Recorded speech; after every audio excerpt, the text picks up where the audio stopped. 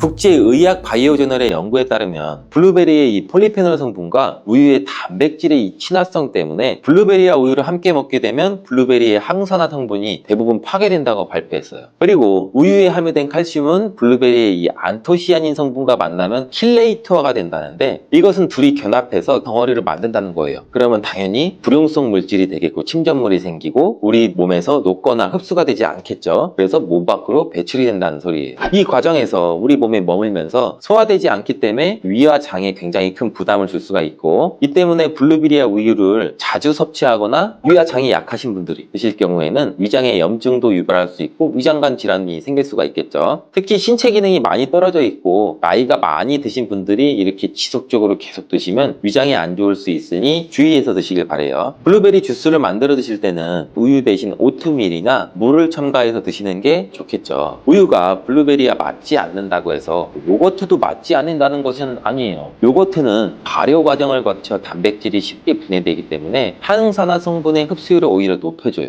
요거트에 냉동 블루베리를 얹어서 먹는 것은 좋은 블루베리를 먹는 방법이 되겠습니다. 블루베리를 드실 때 주의하셔야 할 분들도 있어요. 블루베리에는 살리실산이라는 성분이 있는데 이것 때문에 알레르기 반응을 일으키는 분들이 간혹 있거든요.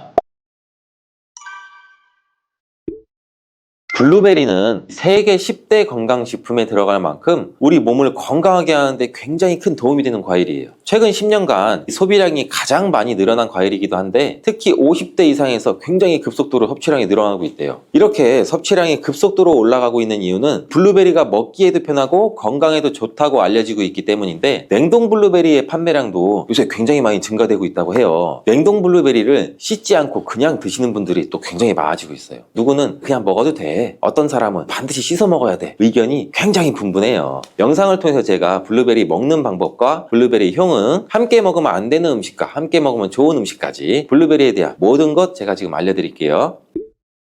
먼저 냉동 블루베리를 씻어야 되느냐 그냥 먹어도 되느냐, 제가 정리해 드릴게요. 결론부터 말하자면 씻어서 드시는 것이 안전하다입니다. 먼저 냉동 블루베리를 구입하셨다면 식품의 유형을 한번 확인하시기 바래요. 식품 유형에 과체 가공품이라고 적혀 있다면 씻어서 냉동한 블루베리이기 때문에 그냥 드셔도 되시긴 해요. 근데 식품 유형에 농산물이라고 표기가 되어 있다면 이것은 씻지 않고 냉동되어 유통된 블루베리이기 때문에 반드시 씻어서 드시는 게 좋아요. 근데 간혹 식품 유형이 표기가 되어 있지 않은 제품들도 있는데 이런 제품은 당연히 씻어 드시는 게 좋겠죠. 2022년 한국소비자연맹에서 현재 시중에 판매되고 있는 냉동과일, 블루베리, 망고, 딸기 등등 제품을 선정해서 안전성 평가를 했는데, 과체 가공품 같은 세척과일 제품에서 미생물, 잔류농약, 곰팡이, 독소 등의 검사에서 규격 기준에는 적합하긴 했지만 이 미생물과 잔류농약이 검출된 제품들도 있었어요. 이 자료를 바탕으로 한다면 이 냉동 블루베리 제품도 이미 씻어서 유통이 되고 있다고 할지라도 한 번 정도는 씻어 드시는 게 좋겠어요. 블루베리 씻는 방법은 흐르는 물에 약 30초 정도만 씻어주면 되는데, 깨끗이 빡빡 씻는다고 블루베리를 물에 오래 담가두거나 흐르는 물에서도 오래 씻으면 안 돼요. 블루베리에 함유된 안토시아닌 성분은 수용성이기 때문에 영양소가 다 빠져나가 버릴 수 있어요. 잔류 농약 또한 수용성이기 때문에 흐르는 물에 약 30초 정도만 씻어도 충분하니 걱정 말고 드셔도 괜찮습니다. 블루베리는 특별히 생과일보다 냉동 블루베리가 이 안토시아닌 함량이 높다고 해요. 이 시드니의 뉴사우스 웨일즈 대학의 연구진이 블루베리를 건조, 냉장, 냉동했을 때 핵심 영양소가 어떻게 변화되는지 실험을 했는데, 안토시아닌의 함량이 블루베리 1g당 생과일일 때는 7.2mg, 냉장 보관했다가 2주가 지났을 때는 5.7mg로 줄었고 건조했을 때는 4.3mg로 더욱 줄었대요. 근데 냉동 한 달 후에는 8.1mg으로 오히려 생과일 때보다 늘어났고, 냉동 3달이 지나자 7.9mg로 소폭 줄었지만 역시 생과일 때보다 많은 함량이 확인되었다고 해요. 실험 결과로만 보면 블루베리는 냉동으로 드시는 것이 가장 많은 영양분을 섭취할 수 있다는 말이 되겠네요. 추가로 눈 건강이나 심혈관 질환, 당뇨 등에 도움이 많이 되는 시중에 이 안토시아닌 함량이 개런티된 영양제도 많이 나와 있으니 꼭 블루베리나 빌베리와 같은 영양제를 드시려면 건강기능 식품으로 제조된 안토시아닌이 최소 최소 50mg 개런티 된 제품을 드시는 게 굉장히 좋겠죠. 그렇다면 다른 채소나 과일은 냉동했을 때 핵심 영양소의 함량이 어떻게 될까요? 이 영양소에 따라 보존력이 강한 것도 있고 약한 것도 있는데, 딸기의 한 종류인 이 라즈베리는 폴리페놀 성분이 핵심 영양소예요. 생과일일 때보다 냉동일 때가 킬로그램당 폴리페놀 함량이 약 100mg 정도 상승하는 것으로 나타났고, 당근의 경우에는 핵심 영양소가 이 베타카로틴이라는 거 많이들 알고 계시잖아요. 냉동 보관했을 때 3개월이 지나면 베타카로틴의 함량이 현저히 떨어져요. 이렇듯 냉동 채소, 냉동 과일은 핵심 영양 성분에 따라서 함량이 높아질 수도 있고 낮아질 수도 있어요.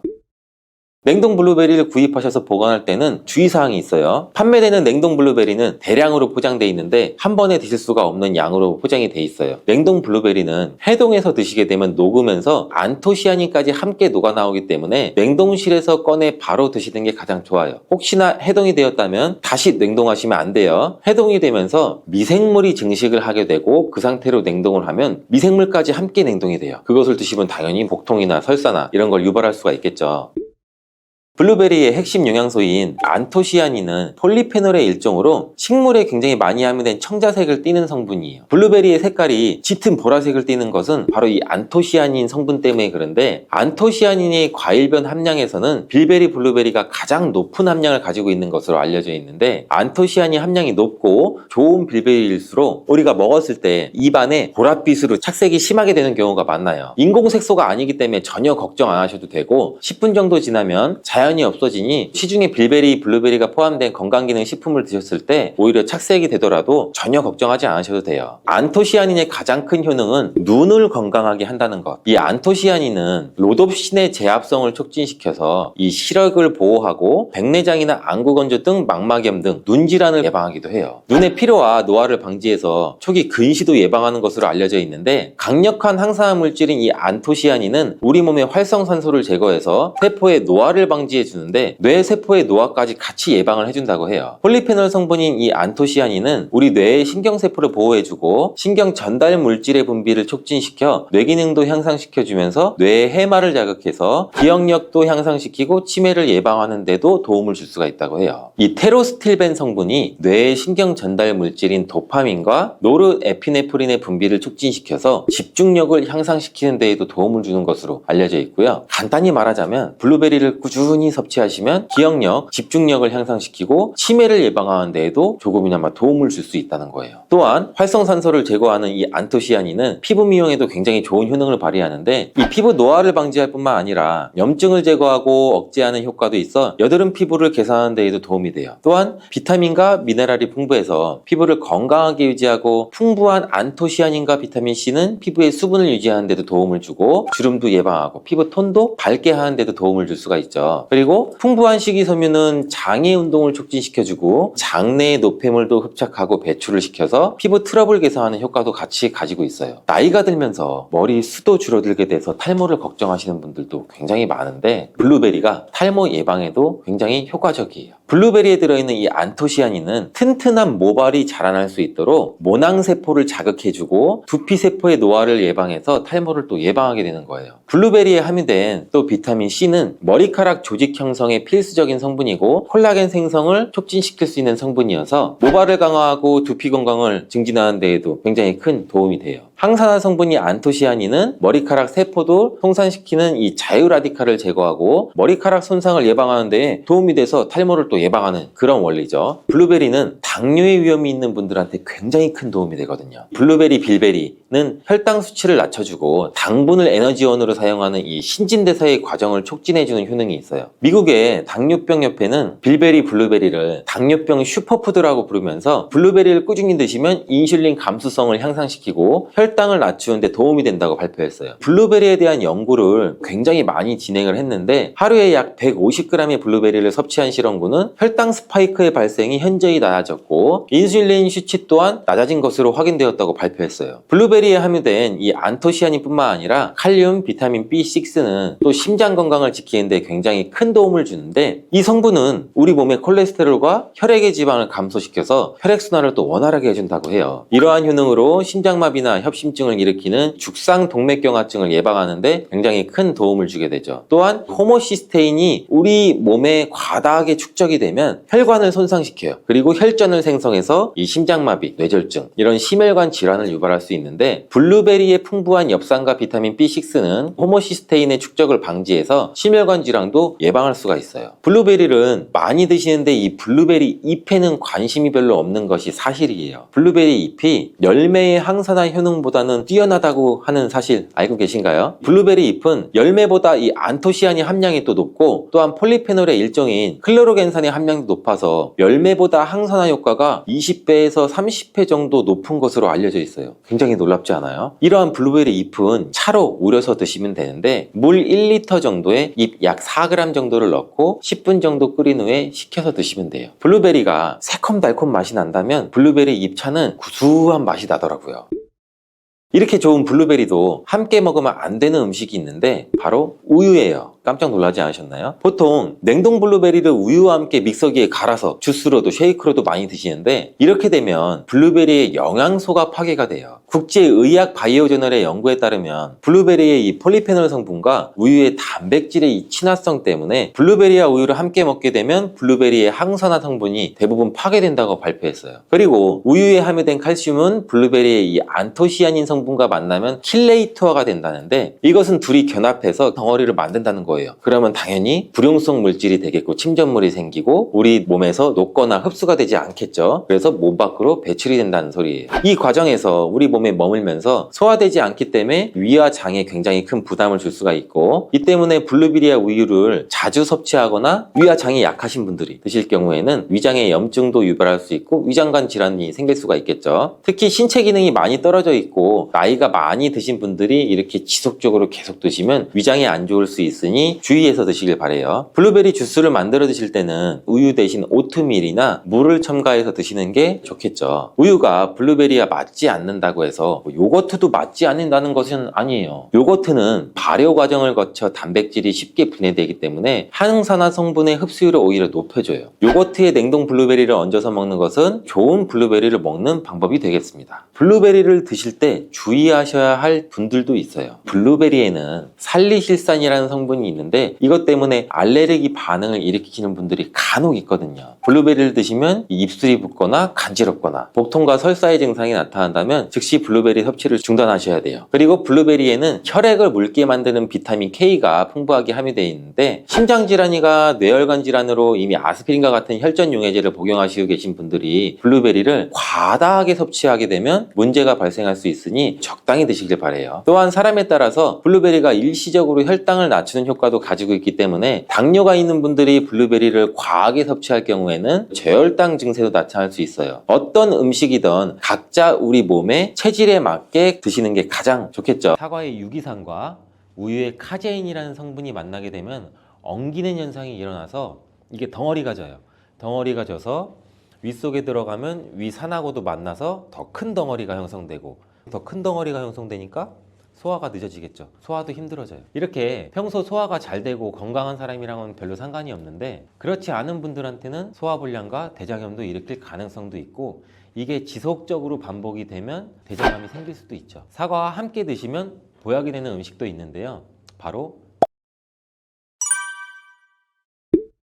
매일 사과 한 개를 먹으면 병원에 가지 않아도 된다는 말은 많이들 들어보셨죠? 사과는 그만큼 우리 몸을 건강하게 하는 많은 영양소가 들어있습니다. 사과는 꼭 아침에 먹어야 돼, 아침에 먹어야 된다고 하는 사람들도 많은데 그 말이 정말 사실일까요? 정답은 그렇지 않다입니다. 그 이유를 보면 사과에는 신맛, 상큼한 맛이 나죠. 바로 사과 안에는 유기산이 풍부하기 때문인데, 그래서 유기산 때문에 신맛이 나는 것이에요.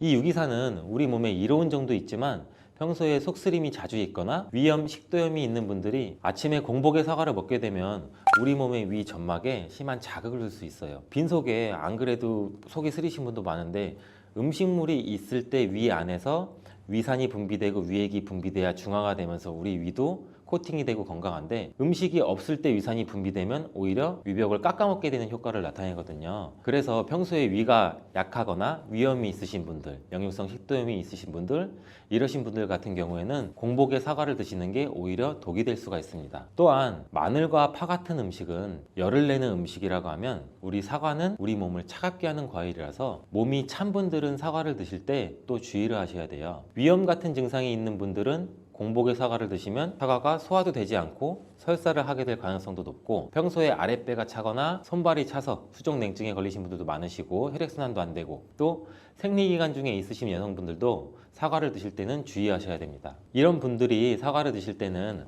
아침에 공복보다는 아침 식사 후에 드시는 게 좋고, 사과를 보관할 때도 보통 냉장고에 보관했다가 차게 해서 꺼내 드시잖아요. 냉장고에서 꺼낸 사과를 바로 드시면 시원하고 아삭해서 맛있죠. 근데 미리 꺼내놓고 사과의 온도를 실온으로 맞춰서 드시는 것이 우리 위장 내부에도 좋습니다. 또한 사과를 팬에 구워 드셔도 되고 익혀 드셔도 됩니다.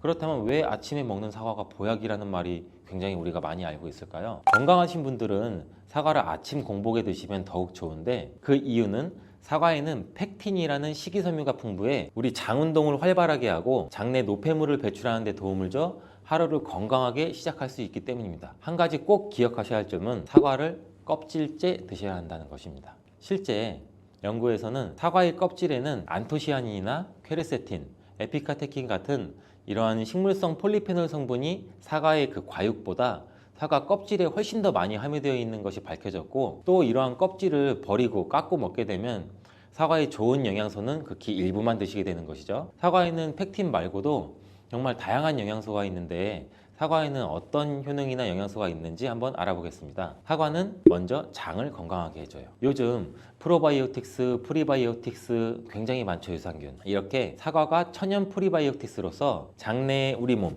장 안에 좋은 균을 많이 생기도록 해주는 작용을 해줍니다. 이렇게 장내에 좋은 균이 많이 생기게 되면 장의 환경이 좋아지는 건데, 그렇게 되면 단맛, 자극적인 맛이 강한 가공식품에 대한 식욕도 줄어들고 건강한 식품을 먹고 싶은 욕구도 늘어나게 돼요.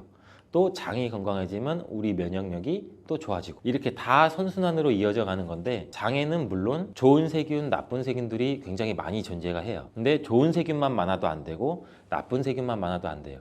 좋은 세균, 나쁜 세균이 어느 정도 밸런스를 이루어져서 우리 몸의 면역력을 형성하게 되는데, 그때도 굉장히 중요한 게 프로바이오틱스, 프리바이오틱스, 우리가 흔히 많이 먹는 유산균입니다. 사과에도 아까 말씀드린 프리바이오틱스가 들어있고, 또 사과를 드시면 자연스럽게 체중도 줄어들고 다이어트하는 효과까지 누릴 수 있게 돼요. 이렇게 사과를 먹게 되면 장내에서 소화가 되면서 뷰티르산 같은 단세지방산이 만들어지게 되는데, 이 지방산이 우리 몸에 손상된 장벽을 회복시켜주는 역할을 해줘서 우리 장이 건강해지는 거예요. 장벽을 회복시키는 것이 중요한 이유가, 우리 장벽이 손상되면 손상된 곳에 독소들이 하나하나씩 침투가 되게 되고, 증상이 심해지면 장누수증후군이라는 질병도 발병이 되고, 이런 증상이 나타나면 독소들이 혈액을 타고 돌아다니게 되고 악순환이 반복이 되는 거죠. 그래서 장이 안 좋아지면 피부에 염증도 일으킬 수가 있고, 아토피와 같은 면역력이 이제 과잉되거나 면역력의 불균형 증상을 일으킬 수 있게 되는 거죠. 이렇게 사과를 드시면 이런 증상을 예방해 장이 건강해져 피부도 탄력 있게 밝아지게 하는 효과도 있고, 사과 속의 풍부한 펙틴이 아까 장 운동도 활발하게 한다고 말씀드렸잖아요. 그렇게 되면 암을 유발할 수 있는 물질들이 장내에 오래 머물지 못하고 결국 대장암의 발병률도 서서히 줄어들게 되죠. 그리고 사과는 혈관도 깨끗하게 해주는데, 혈관을 깨끗하게 해주면 뇌졸중, 고혈압, 심근경색, 그런 혈관 질환도 같이 예방할 수 있게 되고, 이렇게 혈관에 활성산소가 많아지게 되면 혈전이 생겨 혈액순환을 방해하기도 하고 혈관세포를 손상시켜 노화를 촉진시키기도 하는데, 이러한 활성산소를 제거해주는 게 우리가 흔히 알고 있는 항산화 영양제라고 해요. 말 그대로 활성산소가 우리 세포의 노화를 촉진시켜주고 우리 세포를 더 늙게 만들거든요. 이러한 것들을 제거해주는 항산화 영양소를 같이 섭취해주는 것도 매우 중요한데, 그 항산화 영양소도 사과에 들어있다는 것을 알고 계시면 좋을 것 같습니다. 또한 이러한 활성산소를 제거해서 혈전이 생기는 것을 억제하는데 가장 큰 역할을 하는 게 플라보노이드 계열의 루틴이라는 성분인데, 이 루틴이 사과에 굉장히 많이 들어있어요. 또한 사과에는 칼륨도 굉장히 많이 함유되어 있어서, 칼륨은 혈관 내에 나트륨을 몸 밖으로 배출해주는 역할을 해요. 나트륨은 수분을 흡수하는데 칼륨이 부족하면 먹으면 나트륨도 배출되지 않습니다. 이 나트륨은 혈압이 상승하며 혈관에 노폐물을 쌓이게 만드는데 사과를 섭취해서 칼륨을 공급해주면 혈압도 방지할 수 있고 노폐물을 배출시켜주는 역할도 같이 할 수 있습니다. 또한 이러한 칼륨은 혈관을 확장시키는 작용을 해서 혈액순환도 원활하게 하고 심장 박동도 안정시키고 심장의 기능도 강화하는 데 도움을 줄 수 있는 성분이에요. 근데 여기서 한 가지 주의할 점을 알려드릴게요. 활성산소가 혈관을 손상시킨다고 했잖아요. 근데 사과를 잘못 드시면 오히려 활성산소가 굉장히 많이 생기게 돼요. 바로 갈변된 사과를 드시는 것입니다. 사과를 먹고 남게 되면 밀폐 용기에 담아 보관했다가 나중에 드시는 경우 굉장히 많잖아요.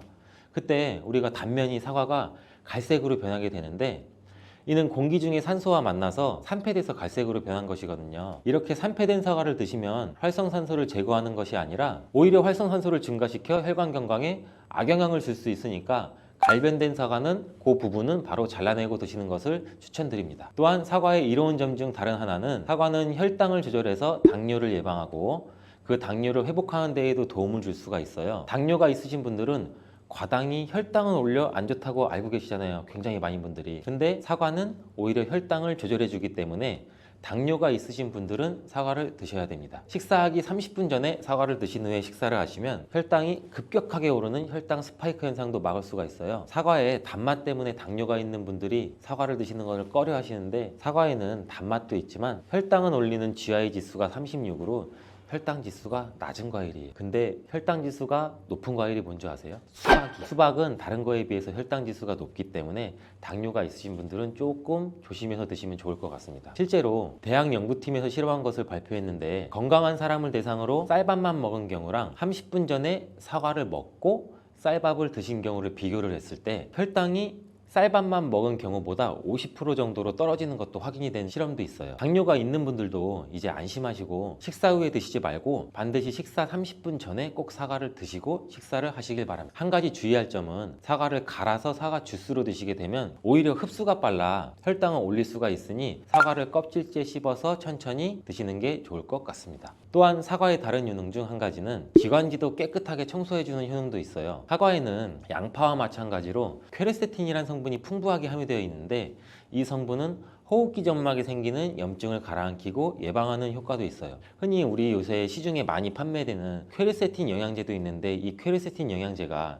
아이들 비염, 기관지염 이런 쪽을 개선시킨다고 많이들 이제 광고도 하는데 이처럼 퀘르세틴이 우리 몸에 있는 염증도 굉장히 많이 잡아주거든요. 이런 물질들이 사과 속에도 같이 함유되어 있다는 것을 기억하시기 바라겠습니다. 그리고 폐기관지에 모세혈관도 튼튼하게 만드는 걸 도와주고 천식이 있거나 기관지가 약한 분들이 미세먼지 때문에 기침이 많이 나고 목에 가래가 많이 낄 수가 있는데 이런 분들도 사과를 꾸준히 드시면 호흡기가 부드러워져 불편함도 많이 해소할 수 있게 됩니다. 한 연구에서는 매주 4개에서 5개의 사과를 먹는 가정의 자녀가 매주 1개 이하의 사과를 먹는 가정의 자녀보다 천식에 걸릴 확률이 50% 정도나 낮았다고 발표한 적도 있고 사과가 그만큼 천식과 호흡기 건강에 좋다는 것이 증명된 거죠. 이렇게 좋은 사과도 함께 먹으면 절대 안 되는 음식이 있는데 바로 궁합이 안 맞는 거예요.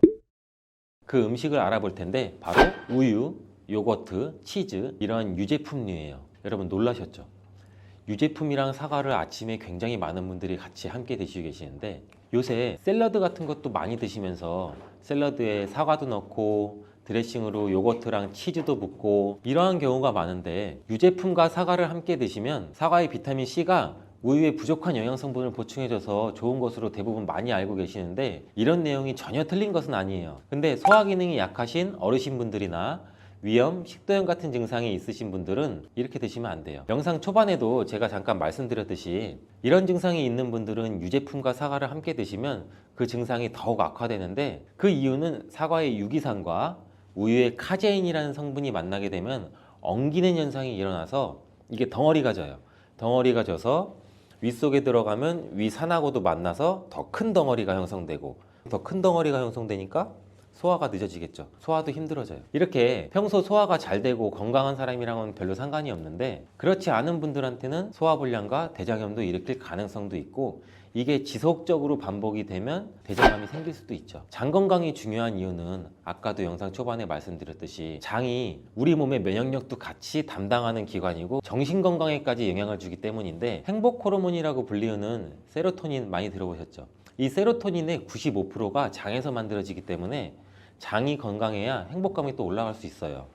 여기서 또 하나, 절대 드시면 안 되는 것이 바로 사과 씨입니다. 사과 주스를 만들어 드실 때 씨까지 함께 갈아서 드시는 경우도 굉장히 많이 있는데, 이 사과 씨에는 아미그달린이라는 성분이 함유되어 있어요. 이 아미그달린이 소와 효소와 만나게 되면 이게 시아나스소라는 유독물질로 분해가 돼요. 이 시아나스소는 인체에서 유해한 독성이 굉장히 강한 물질인데, 이걸 섭취하게 되면 두통이나 어지럼증, 구토, 복통 이러한 증상들이 나타날 수가 있고, 심한 경우에는 이게 심장박동에도 영향을 줘서 호흡곤란, 혼수상태 이런 심각한 증상도 나타날 수 있어요. 건강한 성인의 경우에는 사과 한 개에 들어있는 씨의 양에는 그닥 큰 영향이 없을 수가 있는데, 독성에 약한 어린아이 그리고 연세가 많으신 분들한테는 이런 것도 굉장히 민감하게 반응할 수 있으니까 꼭 주의하셔야 됩니다. 사과는 유독 보여지는 것이 중요한 과일인데, 흠집이 있거나 색상이 좋지 않으면 상품성이 많이 떨어져요. 근데 유독 윤기가 있거나 반짝반짝하고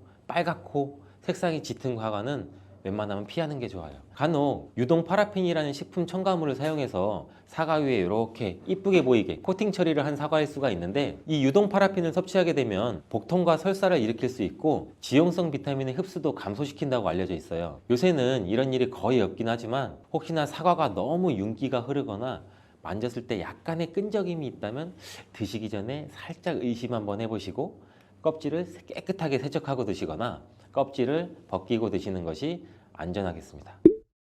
사과와 함께 드시면 보약이 되는 음식도 있는데요, 바로 비트와 당근입니다. 굉장히 유명한 주스 아시죠? ABC 주스. ABC가 바로 사과, 비트, 당근, 애플, 비트, 캐럿 이 세 가지를 갈아서 만든 주스인데, 사과, 당근, 비트를 함께 드시게 되면 영양소의 흡수율이 굉장히 증가하고 서로의 시너지를 굉장히 크게 나타내요. 이 서로의 영양소를 보완해줘서 더욱 건강하게 드실 수가 있는데, 또한 식이섬유가 폭발적으로 증가해서 장운동을 촉진하고 변비 예방도 탁월해져요. 그리고 사과, 당근, 비트 이 세 가지는 모두 강력한 항산화 물질이 풍부해서 체내에 있는 활성산소를 제거해서 세포의 노화도 방지해주고 몸에 활력을 불어넣어 줄 수도 있는 거예요. 함께 먹으면 보약이 되는 음식으로도 고구마도 있습니다. 이 고구마에는 베타카로틴이라는 성분이 풍부해서 항암작용과 함께 면역력도 같이 강화해 주는데 혈관 건강에도 도움을 줄 수가 있어요. 고구마를 드시면 소화가 잘 안 되는 증상도 나타날 수가 있는데, 이게 왜 그러냐면 고구마 속에 함유되어 있는 아마이드라는 성분이 장에서 이상 발효를 일으켜서 가스가 차고 소화불량 증상도 같이 나타나는 건데, 이때 같이 사과와 함께 드시면 사과에 함유된 펙틴이 아마이드의 이상 발효 증상을 억제해서 가스가 차는 증상을 발생하지 않도록 도와주게 돼요. 또한 이러한 사과의 효능 중 하나인 혈관을 깨끗하게 하는 것을 고구마의 베타카로틴이 도와줘서 이 효능이 극대화가 돼서 건강에 정말 좋은 음식 궁합도 될 수 있답니다. 이렇게 노랗게 변한 바나나는 색깔만 변한 것이 아니라 성분에도 변화가 생기게 돼요. 당뇨에 도움이 되는 저항성 전분은 점점 줄어들고 포도당과 과당 같은 당분은 점점 늘어나게 되는 거죠. 바나나는 속살이 부드럽고 달콤해서 남녀노소 누구나 좋아하는 과일 중 하나죠. 먹기도 편하고 다이어트에도 좋다고 알려지면서 굉장히 많은 분들이 먹게 되는 과일이 바로 바나나죠. 이 바나나도 함께 먹으면 보약이 되는 궁합이 좋은 음식이 있고, 또 함께 먹으면 오히려 독이 되는 음식도 있답니다. 오늘 영상을 통해 이 바나나의 효능, 함께 먹으면 안 되는 음식, 함께 먹으면 보약이 되는 음식, 그리고 바나나의 보관 방법까지 바나나에 대한 모든 것을 알아가시기 바랍니다. 바나나가 어떤 상태일 때를 가장 좋아하시나요, 여러분들? 저는 이쁘게 노란색으로 숙성되었을 때 먹는 것을 굉장히 좋아하는데, 그 이유는 초록색일 때는 아직 단맛도 조금 덜하고 식감도 약간 서걱서걱하고 약간 맛이 없는 것 같고, 근데 또 갈색의 반점이 생기면 왠지 먹기에도 좀 찝찝하고 시간이 더 지나면 상한 것처럼 무르고 이런 생각도 들어서 먹기에 좀 꺼려지는데, 근데 초록색 바나나, 노란색 바나나, 갈색 바나나 각각의 영양소가 달라진다는 사실 알고 계시나요? 먼저 초록색 바나나는 덜 익은 바나나는 맞아요. 근데 그렇다고 못 먹는 바나나는 아니에요. 단맛이 약간 적은데 그 대신에 건강에 도움이 되는 성분도 들어있어요. 바로 당뇨 환자에게 도움이 됩니다. 초록색 바나나가 당뇨 환자에 도움이 된다고? 이 초록색 바나나는 소장에서 분해가 되지 않고 대장까지 내려가서 대장의 미생물에 의해 분해되는 이 저항성 전분이란 게 풍부해요.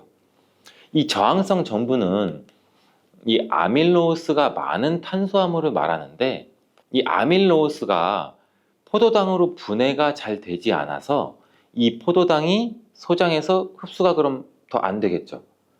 그래서 그 결과 혈당이 급격히 오르는 것도 막아주는 역할을 해요. 이렇게 분해가 잘 되지 않고 남아있는 식이섬유가 많은 저항성 전분이 많은 음식들은 결국에는 우리 장에 유산균의 먹이가 되죠. 그래서 우리 장의 장내 세균총을 건강하게 만들 수가 있고, 이로 인해서 또 인슐린 감수성도 풍부하게 해주고 면역력에도 긍정적인 효과를 나타낼 수가 있어요. 이 당뇨 환자분들이 바나나가 단맛이 좋은 열대과일이라서 못 드시는 것으로 생각하시는데, 앞서 말씀드린 이유로 이 초록 바나나를 드시면 굉장히 도움이 됩니다. 그리고 이 초록 바나나는 소화되는 시간이 노란 바나나에 비해서 길기 때문에 이 포만감도 오래 유지시켜줘서 다이어트하는 식단에도 도움을 줄 수가 있어요. 이 저항성 전분은 이런 효능들로 인해서 비만 당뇨를 예방할 뿐 아니라 대장암도 예방하는 것으로 알려져 있어요. 단 한 가지 주의할 점은, 이 과민성 대장 증후군이 있으신 분들이 초록색 바나나를 드시면 오히려 증상이 더 악화될 수 있으니 이 점은 주의해 주시길 바래요. 자, 두 번째로 노란 바나나인데, 이 초록 바나나가 노란색으로 변할 수 있는 이유는 바로 그 에틸렌 가스 때문이에요. 나무에서 똑 떨어진 바나나는 이 꼭지에서 에틸렌 가스라는 물질이 분비가 되는데, 이때 이 초록색을 띠게 만드는 이 클로로필이라는 색소가 에틸렌 가스에 의해서 분해가 돼서 점점 노란색으로 변해가는 거예요. 이렇게 노랗게 변한 바나나는 색깔만 변한 것이 아니라 성분에도 변화가 생기게 돼요. 당뇨에 도움이 되는 저항성 전분은 점점 줄어들고 포도당과 과당 같은 당분은 점점 늘어나게 되는 거죠. 그렇기 때문에 초록색 바나나보다 노란색 바나나가 훨씬 더 단맛이 좋아지게 되는 이유죠. 식감도 더 부드러워지게 되고 단향도 더욱 강해지고 소화도 초록색 바나나보다 더 잘 되게 돼요. 또 항산화 성분인 비타민 C와 비타민 E 그리고 식이섬유의 양도 풍부해져요. 노란색 바나나에서 시간이 지나면 갈색의 반점이 또 점점 생기기 시작하는데, 이 반점을 슈가 스팟이라고 해요. 이름처럼 바나나의 당분 함량이 점점 높아지면서 당분이 농축돼서 만들어지는 건데, 바나나가 상한 게 아닌가, 이 갈색 반점을 보면 간혹 오해하시는 분들도 있는데 색깔이 변했을 뿐이지 상한 것은 아니에요. 그런데 이 슈가 스팟이 점점 많아질수록 바나나의 당분 함량이 높아지는 것 때문에 당뇨가 있으신 분들은 섭취하실 때 주의해 주시는 게 좋겠고, 최근에 바나나에 대한 연구가 굉장히 많이 또 진행되고 있는데, 이 슈가 스팟이 생겼을 때 바나나의 성분에 대한 실험도 진행됐어요. 일본 데이쿄 대학 연구에 따르면 이 갈색 반점이 생긴 바나나의 면역 효과는 노란색의 바나나보다 최대 8배 높았으며, 종양을 괴사시키는 물질로 알려진 우리 NK 면역세포를 또 활성화도 시켜준다고 해요. 이 NK 면역세포는 바이러스에 감염된 세포나 암세포를 직접 파괴하는 역할도 하고, 이 TNF라는 종양괴사인자를 분비해서 비정상세포의 증식도 억제하고 암세포의 자살도 유도한다고 해요. 이게 무슨 말이냐면, 쉽게 설명드려서 갈색 반점이 생긴 바나나는 면역력도 강하게 만들어주고 암 예방과 치료에도 도움을 줄 수 있다는 결과라고 보이죠. 이 바나나에 함유되어 있는 성분을 살펴보면 흔히 알고 있는 칼슘, 마그네슘, 다양한 미네랄도 풍부하게 함유되어 있잖아요. 또한 우리 몸에 에너지를 공급해주는 탄수화물도 풍부하게 함유하고 있어요. 운동 경기를 우리가 TV로 보다 보면 선수들이 중간에 바나나를 먹는 장면을 볼 수 있는데, 운동 중에 바나나를 먹으면 이 풍부한 탄수화물로 인해 에너지를 빠르게 공급해줘서 이 폭발적인 힘을 내는데도 도움을 줄 수 있다고 해요. 나이가 들면서 점점 몸 안의 호르몬이나 에너지 균형도 깨지고 건강도 점점 안 좋아지게 되는데 특히 혈관 건강에 문제가 생기는 경우가 굉장히 많이 있어요. 이 혈관 건강에 문제가 생기면서 나타나는 대표적인 증상이 고혈압이 되겠죠. 이 때문에 나이가 들면서 혈압도 관리하는 게 굉장히 중요한데 바나나에 풍부하게 함유된 칼륨은 세포의 삼투압과 수분의 평형을 유지 기능을 수행해서 몸 안에 나트륨을 배출하는 데 굉장히 많은 도움을 줘서 혈압을 조절하는 데도 도움을 준다고도 알려져 있죠. 성인의 하루 칼륨의 권장 섭취량이 남성은 약 한 4,700ml 정도 되고 여성은 3,500ml 정도 되는데 실제로 섭취하는 칼륨의 양은 남성은 55%, 여성은 75% 정도만 섭취하는 것으로 통계를 통해 확인할 수도 있어요. 칼륨이 체내에서 부족하게 되면 혈압도 오르고 우리 심장에 무리도 줄 수 있으면서 이 근육의 경련도 일어나게 돼요. 또 힘이 빠지는 무기력증 등의 대표적인 증상도 나타날 수가 있죠. 또 바나나 한 개에는 하루 권장 섭취량의 약 15%의 칼륨이 함유되어 있어 우리가 부족한 칼륨을 보충하는데 탁월한 도움도 줄 수 있죠. 또 바나나에는 비타민 B6도 풍부한데 이 비타민 B6는 피리독신이라고 불리우는데 인체의 기능을 정상적으로 유지하는 데 굉장히 중요한 역할을 하는 수용성 비타민이에요. 이 비타민 B6는 우리 신경 전달 물질을 생산하는데 특히 행복 호르몬이라고 불리는 세로토닌의 합성에도 굉장히 중요한 역할을 해요. 이 세로토닌은 행복감과 안정감을 느끼게 해주고 우리 몸의 스트레스도 완화시켜주고 또 식욕을 조절해서 체중 감량에도 도움을 주고 수면의 질도 향상시켜 피로회복에도 도움을 주는 성분이에요. 이러한 효능으로 우울증, 불안장애, 불면증 이렇게 정신질환도 같이 예방되고 치료하는 데에도 활용되는 성분이 세로토닌이에요. 쉽게 말해서 바나나를 섭취하면 행복감을 높일 수 있는데 도움을 줄 수 있다는 거죠.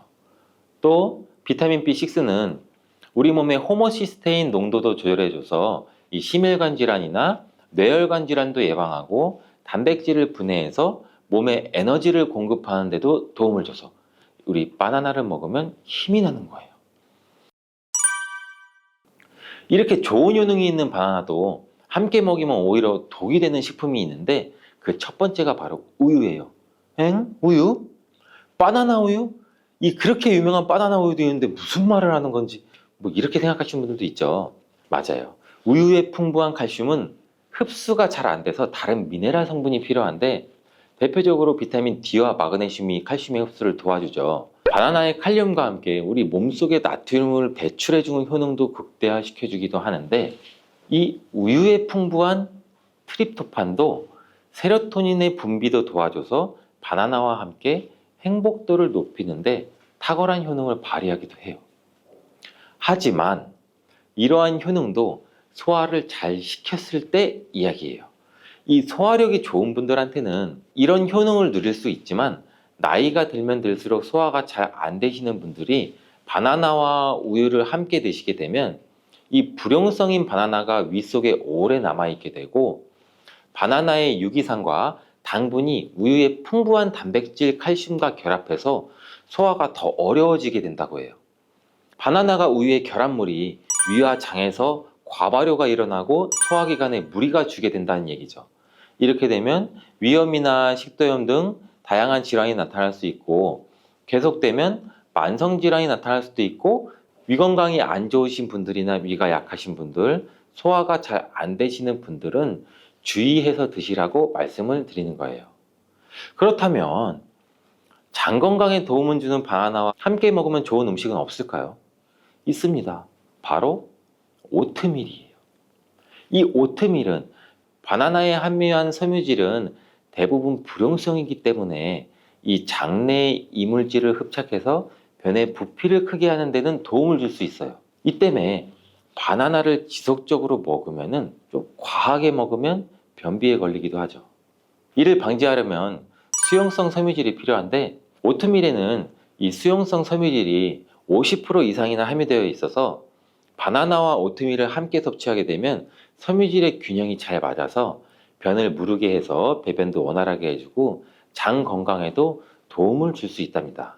또한 이 콜레스테롤의 배출도 도와줘서 혈관 내의 나쁜 콜레스테롤의 수치도 낮추는 데에도 도움을 줄 수가 있고요. 바나나와 함께 독이 되는 음식 두 번째는 바로 고구마예요. 고구마는 바나나와 함께 다이어트에 도움이 되는 음식으로 함께 섭취하는 경우가 종종 있는데, 이 고구마와 바나나는 복합 탄수화물이 풍부해서 포만감을 길게 유지해줘서 다이어트에 물론 도움이 될 수 있어요. 하지만 한 가지 문제가 있는데, 바나나와 고구마 둘 다 칼륨 함량이 높다는 거예요. 칼륨은 과다하게 섭취하게 되면 우리 몸에 고칼륨 혈증을 일으킬 수도 있고, 이로 인해서 무력감이나 피로감, 메스꺼움, 구토, 호흡곤란 이런 증상도 올 수가 있으며, 심한 경우 저혈압이나 부정맥, 근육마비나 심장마비 이런 심각한 부작용도 나타날 수가 있는데, 소량 섭취하면 큰 문제가 되지 않지만 과량 섭취 시 신장이 약하신 분들, 또 몸에서 칼륨 배출이 원활하지 않기 때문에 고구마와 바나나를 지속적으로 과다하게 함께 드시게 되면 신장도 망가뜨릴 수가 있어서 이런 점을 주의하면 좋다고 말씀드리는 거예요. 바나나와 함께 먹으면 보약이 되는 음식은 오트밀에 이어서 파인애플이 있어요. 이 바나나와 파인애플에는 브로멜라인이라는 효소가 풍부한데, 이 효소는 운동 후에 생기는 근육의 염증을 빠르게 회복시키고, 또한 근육의 피로 회복에도 도움을 주는 것으로 알려져 있어요. 또한 바나나와 파인애플을 함께 드시게 되면 단백질 분해를 극대화해서 소화도 돕고 소화기 질환에도 예방하는 효과를 가져요. 바나나와 함께 먹으면 보약이 되는 음식 이 세 번째는 바로 카카오예요. 바나나는 이 도파민이라는 신경을 자극하는 물질이 많이 함유가 되어 있는데, 카카오에는 이 도파민 생성의 원료가 되는 아미노산이 풍부해서 카카오와 바나나를 함께 드시면 이 행복도를 높이는 효능이 극대화가 될 수가 있어요. 카카오에는 폴리페놀과 이 플라보노이드 등의 항산화 물질이 풍부해서 우리 몸의 활성산소도 제거해주고 세포의 노화도 방지해줘요.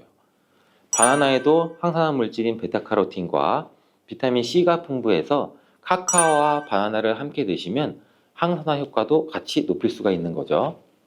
바나나와 함께 먹으면 보약이 되는 음식 이 네 번째는 바로 견과류예요.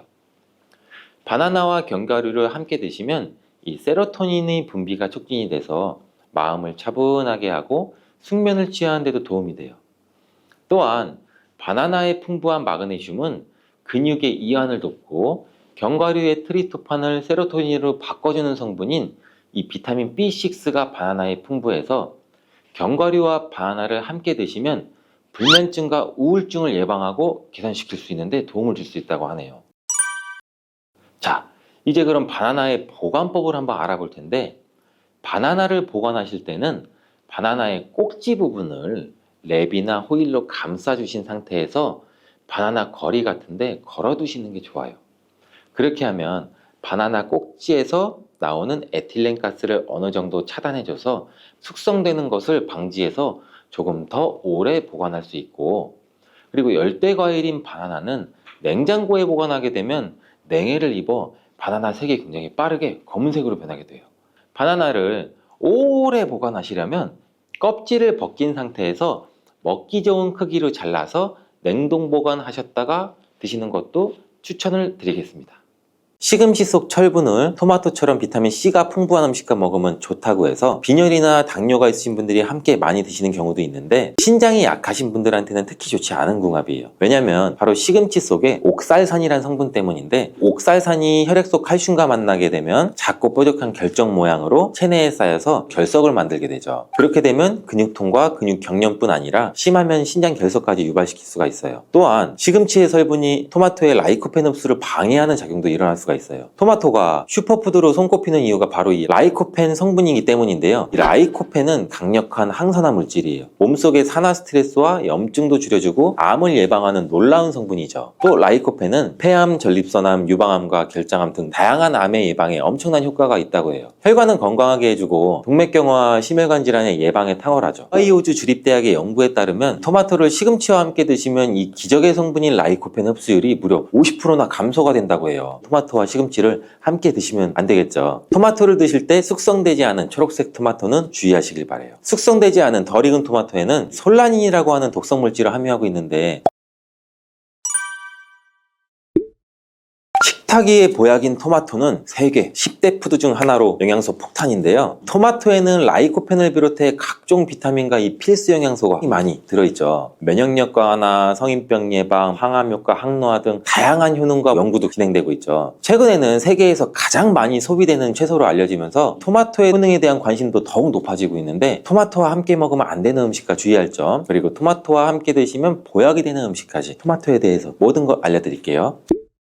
철분과 비타민이 많아 요즘 들어 특히 주목받고 있는 채소가 시금치인데 시금치는 토마토와 상극으로 함께 드시면 안 돼요. 시금치 속 철분을 토마토처럼 비타민 C가 풍부한 음식과 먹으면 좋다고 해서 빈혈이나 당뇨가 있으신 분들이 함께 많이 드시는 경우도 있는데 신장이 약하신 분들한테는 특히 좋지 않은 궁합이에요. 왜냐면 바로 시금치 속에 옥살산이라는 성분 때문인데 옥살산이 혈액 속 칼슘과 만나게 되면 작고 뾰족한 결정 모양으로 체내에 쌓여서 결석을 만들게 되죠. 그렇게 되면 근육통과 근육 경련뿐 아니라 심하면 신장 결석까지 유발시킬 수가 있어요. 또한 시금치의 성분이 토마토의 라이코펜 흡수를 방해하는 작용도 일어날 수가 있어요. 토마토가 슈퍼푸드로 손꼽히는 이유가 바로 이 라이코펜 성분이기 때문인데요. 이 라이코펜은 강력한 항산화 물질이에요. 몸속의 산화 스트레스와 염증도 줄여주고 암을 예방하는 놀라운 성분이죠. 또 라이코펜은 폐암, 전립선암, 유방암과 결장암 등 다양한 암의 예방에 엄청난 효과가 있다고 해요. 혈관은 건강하게 해주고 동맥경화와 심혈관 질환의 예방에 탁월하죠. 하이오즈 주립대학의 연구에 따르면 토마토를 시금치와 함께 드시면 이 기적의 성분인 라이코펜 흡수율이 무려 50%나 감소가 된다고 해요. 토마토와 시금치를 함께 드시면 안 되겠죠. 토마토를 드실 때 숙성되지 않은 초록색 토마토는 주의하시길 바래요. 숙성되지 않은 덜 익은 토마토에는 솔라닌이라고 하는 독성 물질을 함유하고 있는데 솔라닌은 이 식물이 해충이나 질병으로부터 스스로를 보호하기 위해 생성되는 자연 방어 물질이에요. 감자에 싹에 들어있는 독성 물질이죠. 이 솔라닌을 섭취하게 되면 복통이나 구토, 현기증, 두통, 심하면 마비까지 올 수 있는 증상이 나타날 수가 있으니 주의하시길 바라고 토마토 요리를 할 때 한 가지 주의할 점은 단맛을 좋아하시는 분들이 간혹 설탕을 첨가해 드시는데 제발 이 설탕만을 피해 주시길 바래요. 설탕은 토마토의 영양 성분을 파괴하기 때문에 건강을 위해 두신 토마토가 아무짝에도 쓸모가 없거든요. 그리고 이 설탕이 몸속에 들어오면 설탕을 분해하기 위해 비타민 B군이 사용되는데 비타민 B는 피로도 감소시키고 뇌의 활동도 활성화시키는 데 중요한 성분이죠. 토마토에는 비타민 B가 함유되어 있는데 설탕 때문에 오히려 체내 흡수율이 감소되고 설탕으로 인해 혈관 내 혈당도 상승되게 또 안 좋은 결과를 초래할 수가 있겠죠. 기억력의 중추인 해마를 위축시켜 혈관성 치매에도 위험을 높이고 고혈당성 당뇨병을 넘어 정말 과도하게 장기간 드시면 암까지도 발생될 가능성이 높아지게 돼서 토마토의 항산화 효과를 전혀 누릴 수가 없게 되죠. 혹시 토마토 케첩 많이 사용하시나요? 달콤상콤한 맛이 좋아 계란 후라이에도 뿌려 먹고 다양한 요리에도 사용되는 토마토 케첩도 우리 몸에 독이 된다는 사실. 실제로 케첩 한 스푼에 설탕이 약 4g 정도 들어있어요. 이는 시중에 판매되는 초콜릿에 들어있는 설탕보다 더 많은 양이에요. 이뿐 아니라 케첩의 영양 성분을 살펴보면 상과당, 소금, 합성, 착색료, 향신료 등 수많은 감미료와 식품 첨가물이 들어있어요. 케첩이 토마토를 원료로 만들어져 건강한 재료라고 알고 계신 분들도 계시겠지만 케첩 속 토마토는 가공 과정과 첨가물들에 의해서 영양 성분이 많이 파괴되어 있고 오히려 우리 몸을 공격하는 성분들이 가득해요. 그렇다면 토마토와 함께 먹으면 보약이 되는 음식은 어떤 게 있을까요?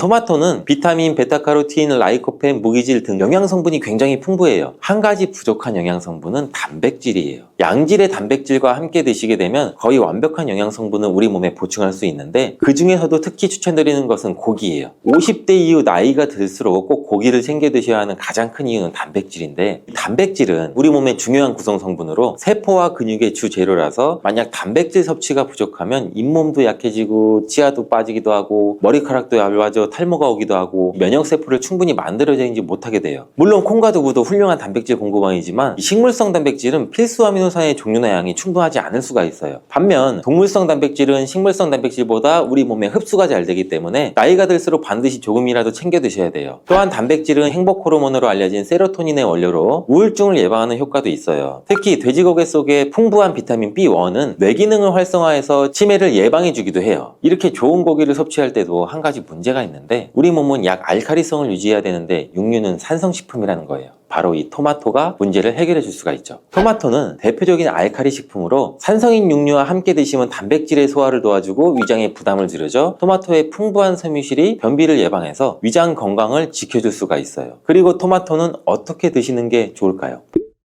바로 익혀서 드시는 거예요. 토마토를 익혀서 드시게 되면 라이코펜의 체내 흡수율이 10배 이상 올라간다고 해요. 88도의 온도로 2분간 조리를 하면 라이코펜의 흡수율이 6% 상승하고 15분간 조리하면 17%, 30분간 조리하면 35%의 라이코펜의 흡수율이 상승하는 것으로 알려져 있어요. 이렇게 되는 이유는 토마토에 열을 가하게 되면 세포벽이 파괴되면서 라이코펜이 쉽게 용해가 되기 때문이라고 해요. 이렇게 익히게 되면 토마토의 비타민이 파괴되지 않을까? 걱정되죠? 걱정 안 하셔도 돼요. 다른 채소와는 달리 토마토는 비타민 A와 비타민 C가 풍부한데 가열할 때 오히려 19% 정도나 증가하는 것으로 밝혀졌어요. 익혀 드실 때 한 가지 더 알고 계시면 좋은데 그것은 바로 기름에 조리를 하면 좋다는 거예요. 라이코펜은 지용성 영양 성분으로 기름에 조리하게 되면 체내 흡수율을 더욱 높일 수 있게 돼요. 토마토 요리를 드실 때 오메가3의 함량이 높은 올리브유와 함께 드시는 것을 추천해드려요. 올리브유 속 불포화 지방산인 올레산은 몸에 해로운 LDL 콜레스테롤을 줄여주고 산화 스트레스를 막아줘 혈관과 신장을 보호해주고 몸에 이로운 HDL 콜레스테롤의 효율도 높여줘요. 또한 올리브유의 항산화 성분인 폴리페놀이 토마토의 라이코펜과 함께 시너지 효과를 나타내어 최고의 항암 음식이 된답니다. 들기름도 참 좋은데 들기름을 조리하실 때는 주의할 점이 가열하게 되면 산패가 돼서 오히려 건강에 해로울 수 있으니 토마토를 볶을 때 마지막에 넣거나 다 볶은 후에 들기름을 곁들여서 드시기를 바라겠어요. 토마토의 라이코펜은 껍질의 함량이 과육보다 약 5배가 높기 때문에 토마토의 껍질까지 함께 드시는 것이 좋아요. 같은 중량이면 일반 토마토보다는 방울토마토가 더 좋은데 그 이유가 바로 껍질 때문이에요. 일반 토마토보다 방울토마토의 껍질이 훨씬 많기 때문인데 이때 당근과 함께 드시면 시너지 효과가 폭발하는데 토마토에는 라이코펜이 있다면 당근에는 베타카로틴이 있죠. 당근의 특성도 토마토와 비슷한데 익혀서 드실 때 영양성분의 흡수율이 올라가고 베타카로틴 역시 지용성 성분이에요. 그래서 기름과 함께 섭취할 때 체내 흡수율을 높일 수가 있어요. 그리고 주목할 것은 당근과 토마토를 합친 공복에 먹을 때 최고의 항암식품이 될 수가 있어요. 토마토 당근 주스를 만들어 드시면 공복에도 부담 없이 정말 좋은데 만드는 방법도 간단하죠. 토마토와 당근을 적당한 크기로 잘라 올리브유에 살짝 익혀서 믹서기에 넣고 물 1컵 정도 넣고 갈아서 드시면 되죠. 취향에 따라 소금을 살짝 넣으셔도 되고 이렇게 만든 당근 토마토 주스는 암 예방뿐 아니라 혈관을 건강하게 하는데도 탁월한 효능을 발휘하고 면역력 강화와 피부 미용에도 효과가 좋아요. 토마토는 소금과 잘 어울리는데 토마토에는 콜라겐 생성이 필수적이고 암과 싸워주는 비타민 C가 매우 풍부한데 소금과 함께 드시면 비타민 C와 라이코펜의 흡수율도 높아져요. 문제는 토마토의 비타민 C는 공기 중에 산소와 만나면 쉽게 산화가 돼요. 이때 토마토를 자른 단면에 소금을 살짝 뿌려주시면 토마토에 얇은 막을 씌워줄 수 있거든요. 비타민 C의 산화를 억제해주는 데 도움을 줄 수가 있어요. 소금이 걱정이시겠지만 토마토에는 혈압을 낮추고 심혈관 질환의 발병률을 줄여주는 칼륨이 매우 풍부하게 들어있어서 칼륨이 오히려 나트륨을 배출해주고 오히려 세포와 에너지의 대사가 원활해지는 효과가 있어요. 또 토마토와 함께 드시면 좋은 식품으로 계란을 빼놓을 수가 없죠. 완전 식품의 대표주자 계란에는 단백질이 풍부하지만 비타민 C와 식이섬유가 부족한데 이를 토마토가 보충해줘서 토마토의 부족한 단백질을 계란이 보충해줘요. 함께 섭취할 때 좋은 시너지 효과를 낼 수가 있어요. 토마토의 라이코펜도 계란과 함께 섭취 시 체내 흡수율이 높아지고 항산화 효과와 면역력 강화에도 좋은 효과를 나타낼 수가 있죠. 토마토와 계란은 함께 볶아서 드시면 되는데 만드는 방법도 알려드릴게요. 먼저 계란을 풀어 달궈진 팬에 넣고 스크램블처럼 만들어주죠. 만든 스크램블은 접시에 옮겨 놓고 팬에 올리브유를 넣고 다진 파를 볶아 파기름을 내줘요. 그리고 적당한 크기로 자른 토마토를 넣고 잘 볶다가 마무리 될 때쯤에 접시에 옮겨 놓았던 스크램블을 넣고 조금 더 볶아주면 끝. 정말 간단하죠. 취향에 따라서 간장이나 굴소스 같은 조미료를 기호에 따라 살짝씩 첨가해 주셔도 되죠. 이렇게 토마토 계란 볶음은 아침 공복에 드시면 소화도 잘 될 뿐 아니라 풍부한 영양 성분과 계란의 포만감으로 다이어트에도 정말 좋은 식품이 돼요. 브로콜리도 참 좋은데 브로콜리는 토마토와 함께 세계 10대 푸드에 들어가는 채소예요. 토마토가 전립선 암에 좋다고 했는데 브로콜리와 함께 섭취하시게 되면 효과는 더욱 증가된다는 연구 결과도 있어요. 또한 브로콜리는 토마토의 영양 성분 흡수율을 높여주고 혈압을 조절해주고 동맥경화를 예방하는 데에도 도움을 준다고 해요. 또 아보카도라는 과일 알고 계시죠? 아보카도 또한 토마토와 함께 먹으면 좋은 음식인데 아보카도에는 불포화 지방산이 풍부해서 토마토의 라이코펜 성분을 흡수하는 데 도움을 줘요. 아보카도에는 루테인, 지아잔틴 같은 이 카로티노이드 성분도 풍부해서 눈 건강에도 도움을 주는 효과도 발휘하기도 하죠.